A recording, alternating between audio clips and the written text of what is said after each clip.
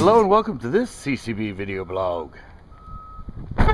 Now in this blog, I'm going to teach you guys how to become a more successful bass fisherman. Especially if you're just starting out. Dang gate! Especially if you're just starting out. If you've only been bass fishing for a couple years, a year, even less than that, you're going to want to watch this. So I have some tips for you. So in this blog, I want to teach you how to become a better and more successful bass fisherman.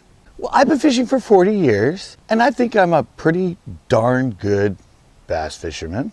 And so in that, I think the only way I can really tell this story is to go back to my beginnings and sort of how I learned, and then kind of bring you into what I'm seeing now as far as people getting into bass fishing and that want to learn bass fishing.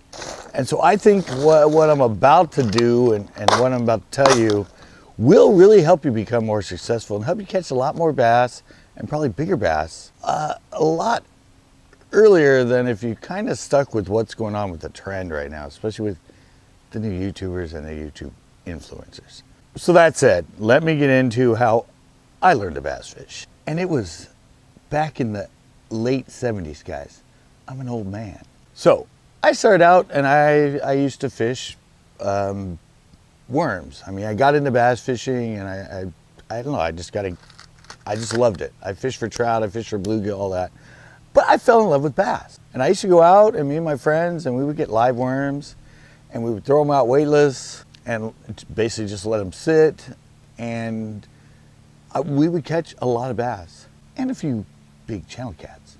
What I was learning from, like, I joined Western Bass, I joined Bass, and I read all that stuff, like where, you know, ledges or drops or flats, and I was applying those areas where the bass should be, but I was using live worms, and I was doing really good, and we caught a lot of them doing that. But then I was like, okay, well, I want to get into tournaments, and I was really like fired up by it. Like a lot of people when they first get into bass fishing, they're really fired up. They were like, yeah. And so I'm like, well, I can't just, you can't fish live baits at a tournament. So I started playing around with, plastic worms and that. I would try them. I had no confidence in them because I caught so many on live worms.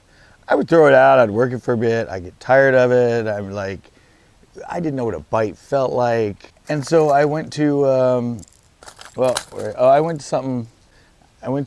actually this isn't it, but I went to a Rapala, the little, and so I started going around, and I learned I didn't learn in a farm pond or a private pond or anything, guys. I learned at a real lake. It was 5 miles from my house, and I biked there every day. Yeah, it's Pudding Stone, it's in LA, or Pomona, LA County, but it's not a popular lake. It's not a bass factory and all that.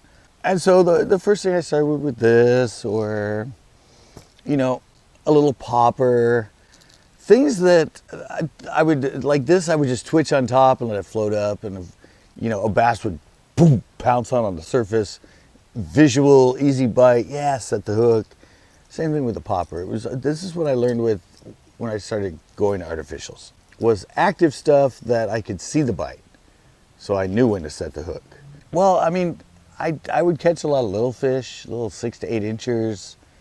Very rarely on this stuff in this lake catch anything that was, of any size, like a pound or pound and a half. Because when you're little, that size seems huge. But yeah, I just wasn't getting it done. And that was because I went to, I started out with those sort of active baits. But then what changed it all was this little thing here. A Texas rigged plastic worm. I finally caught my first fish on a plastic worm. And that changed everything. That was the trigger. That was a night. I'm like, I did it. And not a real worm. I caught him on a plastic worm, and I was working it. And that's sort of the focus of this video, is you need to start with the basics, guys. Yes, I just see it now. I see what a lot of people and that are fishing and everything. And, because of the new YouTube influencers and them being on private ponds or sneaking into community ponds or trespassing on the golf courses. And you know, they're fishing things like a whopper plopper or a little bull shad sort of thing, or a rattle trap, or a spinnerbait, or a chatterbait, or you know, some sort of other topwater things that you just reel through the column. They have their own action. See, these things have their own action. They go out, they swim on their own, they plop, plop, plop. They're easy. They're easy, and they're fishing in places that's easy to catch bass because they're on private waters. There's no pressure. And, you know, that's why they get kicked out half the time, because they're not supposed to be fishing there. But they always go. And I think that leads to a lot of people that are going to this sort of stuff when they're learning to bass fish, because they get hooked with these YouTube influencers. The first time they've seen them, they're like, oh, that seems exciting. That seems great. You just cast this thing out, you reel it in. Well, they take that and then they go to like a real lake, like how I started. They try and throw all this stuff, and they don't find that much success. So that's why I'm telling you to become a better fisherman and to increase the amount of fish you catch and become more successful, you need to learn the basics. You need to start with a Texas rig worm, a jig. I mean, you got all kinds of jigs now. I mean, when I started, it was pretty much the plastic worm, Texas rigged. We didn't have beaver style baits. We had some craw, but not like they are today, cross style baits, creature baits, just all the stuff, drop shot, Ned rig, wacky Senko, all the stuff that's available now. We didn't have back then. Back then it was just a little 5-inch, 6-inch plastic worm. We didn't have these things. Wacky wasn't out there yet. We didn't have that. We didn't have stick worms. We had the basics. And I'm telling you, once I caught that first fish on a plastic worm in this lake, my success rate just skyrocketed. I would go from catching 2 or 3 fish in a day to catching sometimes 7 or 8, 9.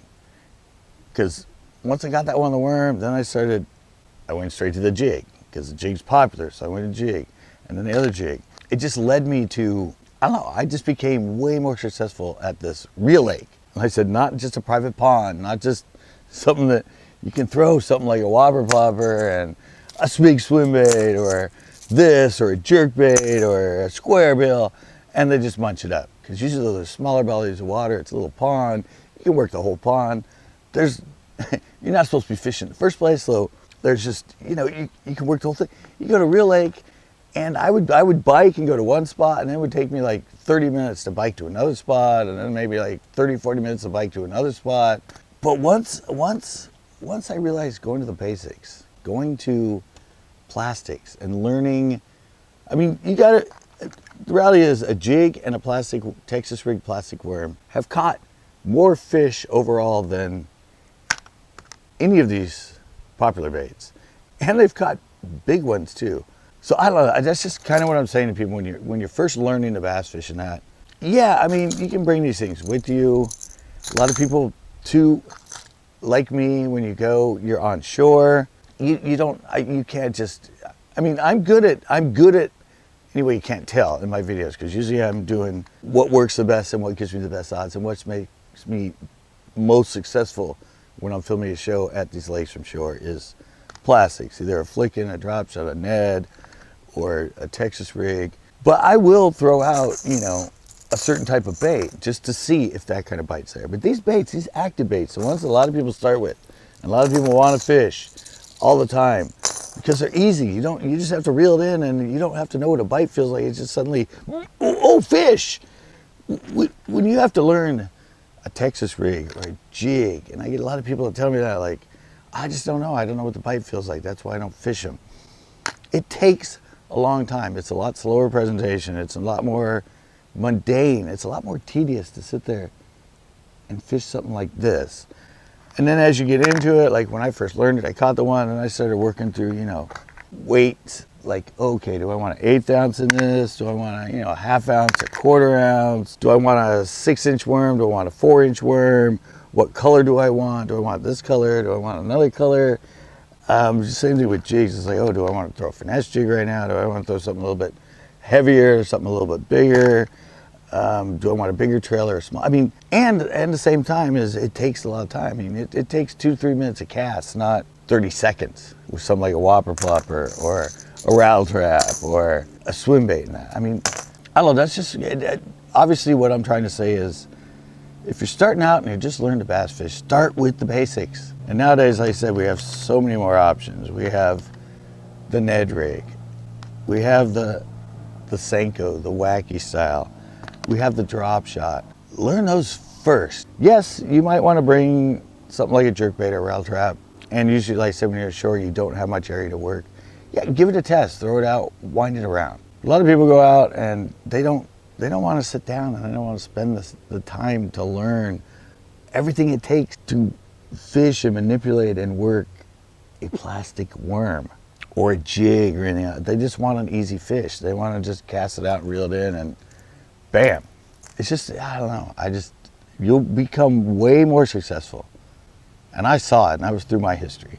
All right, guys, there you go. That's it. That's going to do it for this little video blog. Please join us for our other video blogs. Check out our fishing shows. We do tips and tricks. We do buys and bites. We go live a lot. Check out the lives. And, well, I am out.